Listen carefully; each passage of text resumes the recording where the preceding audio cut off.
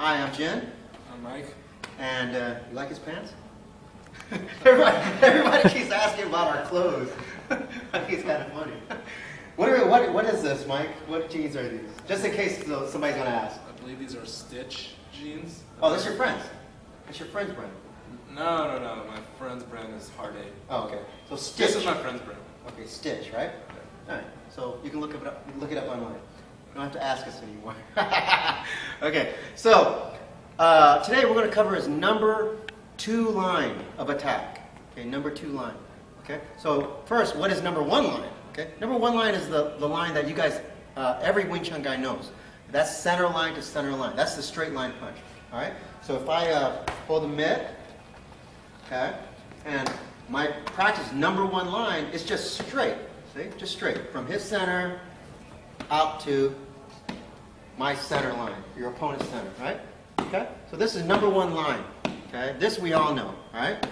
Now, number 2 line, it goes from my shoulder line, okay, my punching shoulder line, and it goes across to my opponent's opposite shoulder line. See? So it's almost like I'm drawing an X like this, okay? So I go across my body, okay? Across my body. A little bit of rotation is okay, all right? A little bit, all right? But don't overdo it. Don't overdo it. This is now long range fighting. This is almost turning into boxing.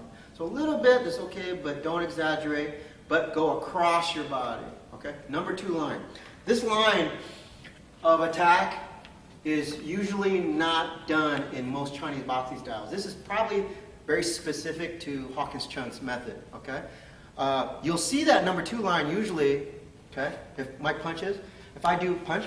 And I do high gan. See, this is a high gan style movement, right? This is the number 2 line because I'm cutting in towards his other shoulder, okay? So you see that line, okay? But what he's done is turned it into instead of just cutting, he's closing the fist and he's cutting into the arm and continuing the punch, right? So it becomes a number 2 line of attack, okay? So it has a kind of a multi-purpose, which is to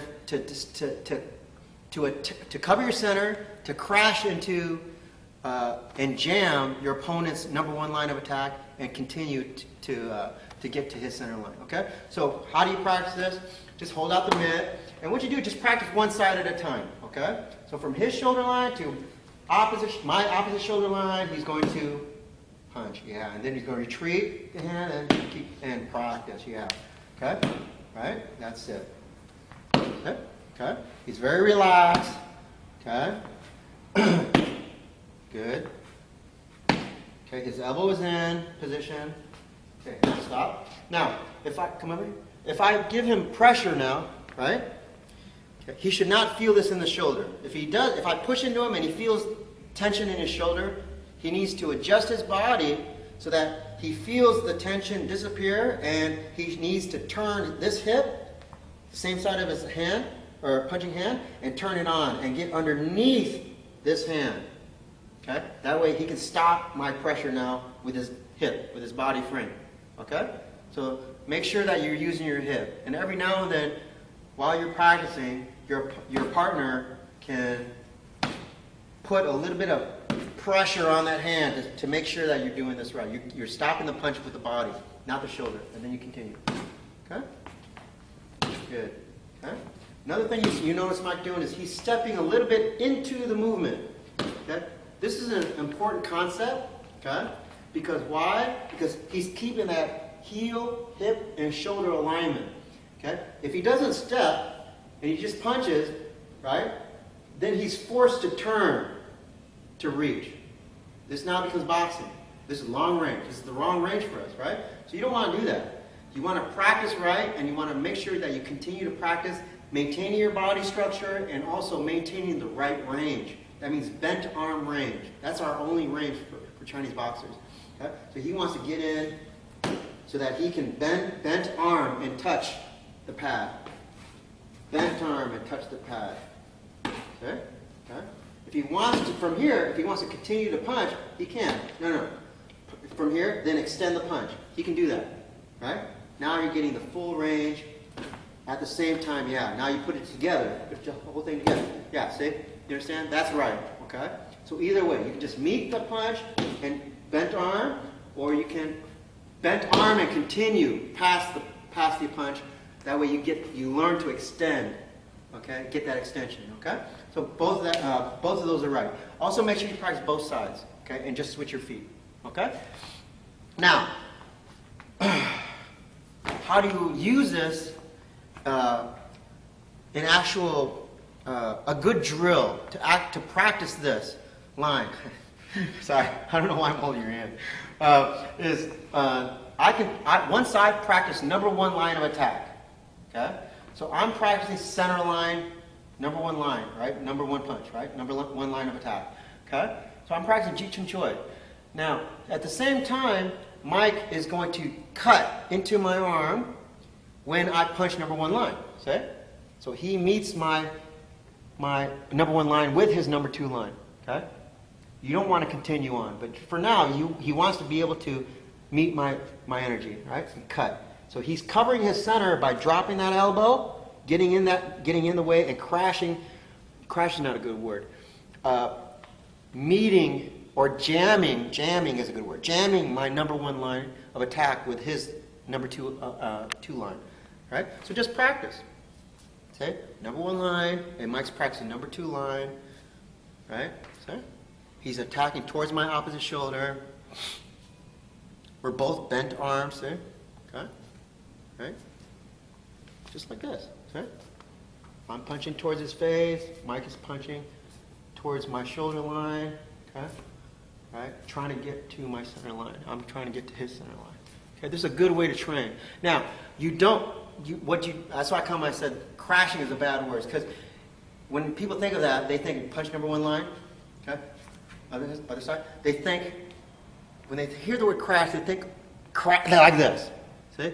This way, I crash into him. This is not right, okay? If you practice like that, one, your partner's going to get pissed, right? It's annoying, okay? Second thing is you're learning wrong, because if your opponent is stronger than you physically, and you try to crash with a lot of force, okay, but he's stronger, you're going to get the rebound action, and you're going to end up going backwards, okay? So you never want to punch. I never want to meet his energy like this, okay, and practice drill like this. This is not right, okay? Hawkins, he calls it like landing an airplane, okay? So this is the runway, right?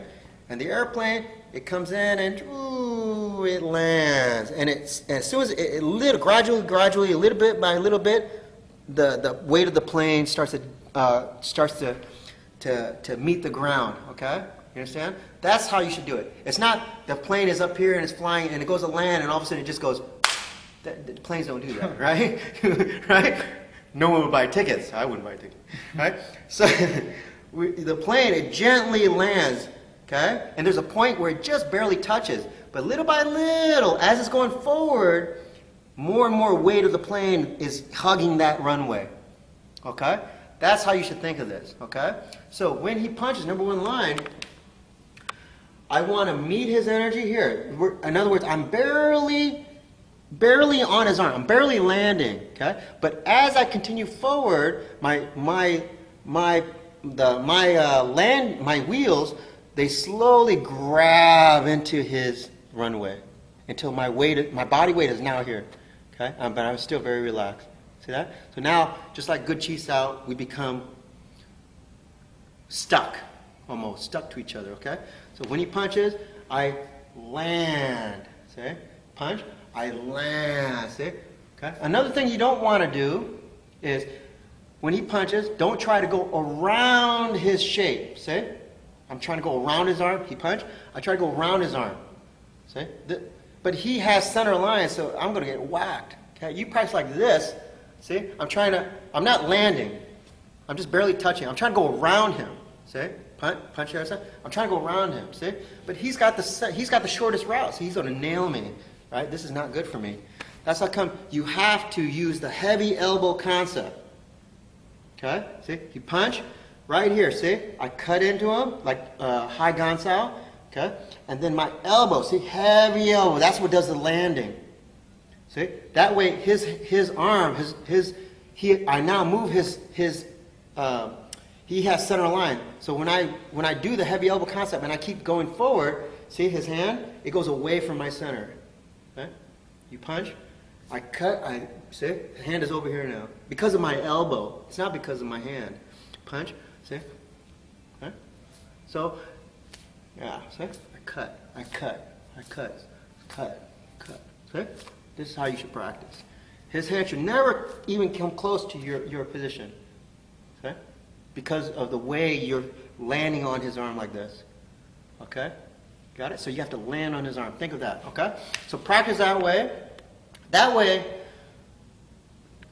later, instead of a lot of the more traditional movements that you're normally used to, you have to remember that this specific method of Chinese boxing, of Wing Chun, was created by Hawkins Chung and all the fighters, Wang Shanlong, Bruce Lee, all those guys, right? Even Yip Man, they were all fighters, right? They were fighters. So they used the concepts and the movements and the principles, but they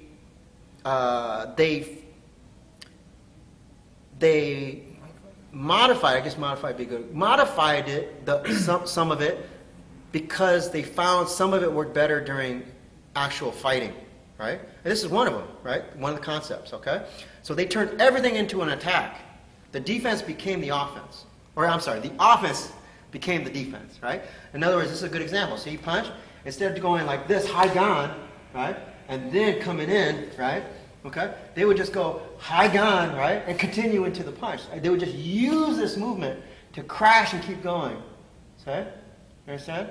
So that everything became, so that at the height of it, it looks a lot like boxing. Okay? But you're boxing using all the Wing Chun principles. See? Okay? So that no matter what he comes in, I crash, see? I crash, see?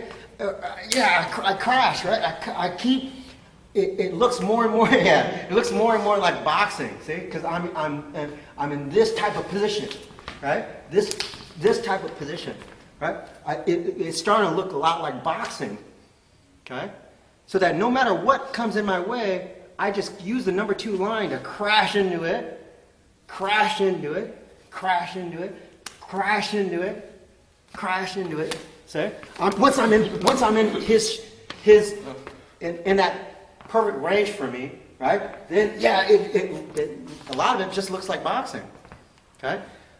But of course we understand there's a lot of differences on how to get power, right? From the piston movement, which is the shoulder rotating and the hip rotating and the heels rotating, okay? Versus our position, which is more like a tank, just drives forward, goes forward. That's all we do, and plant it on the ground. Okay, so 2 different methods of getting power,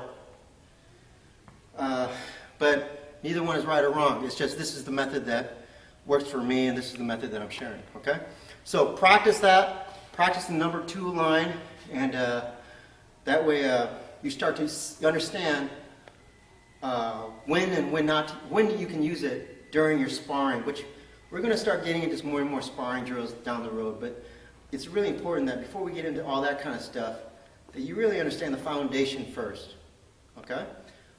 So practice, and practice the little details, that way you start to understand number 2 line of attack, okay? Thank you very much, and I'll see you soon. Mike will see you soon, and Emmanuel on camera today, thank you for helping out. Okay, and take care.